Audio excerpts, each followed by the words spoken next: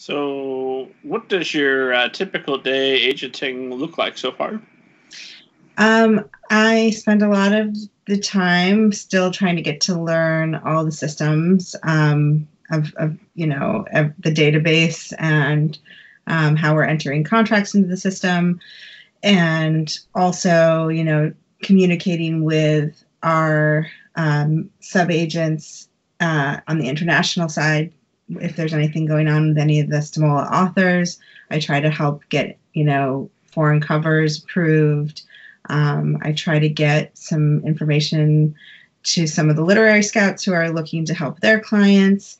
So I'm reading and trying to really get to know all of the authors on the Stamola list, not just my own.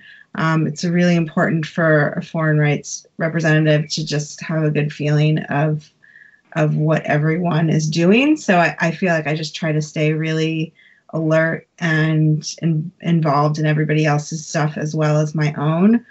And then, I tend to look at my week, and I look at the beginning of the week at all the clients I've signed up and what I need to do for them. I want all of my clients to feel like they know that every week I am thinking about what they are doing right now, whether they're waiting for me to, look at a proposal or a submission, or whether they're waiting, for a contract. Maybe we were supposed to get that contract last week. What do I have to chase it this week? What am I doing?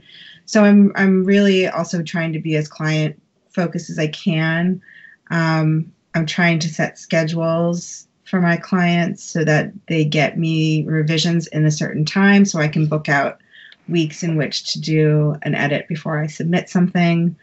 And then I'm thinking of strategies, and I'm thinking of ways that I want to pitch something. I'm thinking of editors who I think will love their book. And I'm making notes of that constantly and talking to my awesome colleagues about who they think might be good for this book. I have really great resources at Stamola, and so it's a lot of things, but and then there's the meeting, going into the city, meeting editors, talking about books, trying to keep up with books, that people are reading, and talking about reading articles.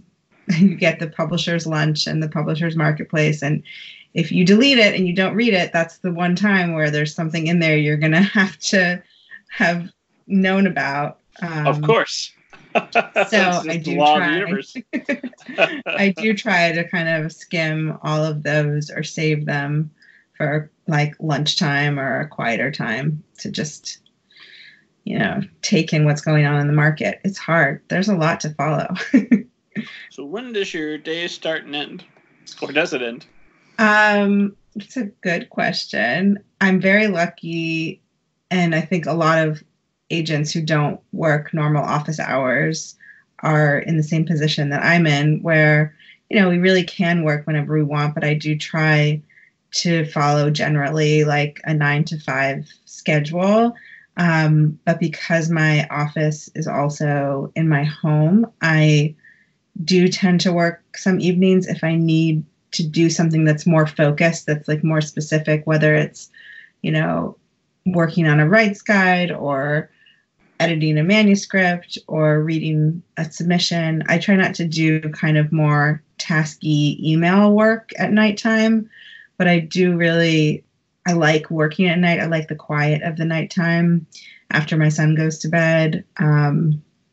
It's hard. It's hard when you work from home to stop working, but at the same time, I do have a really good work-life balance, because I can, if during the day, one day I feel like I'm not focusing, I can go take a walk with my dog. I can get some fresh air. I can, go to the gym or go swimming or something. So I feel really blessed to have, a very open kind of schedule.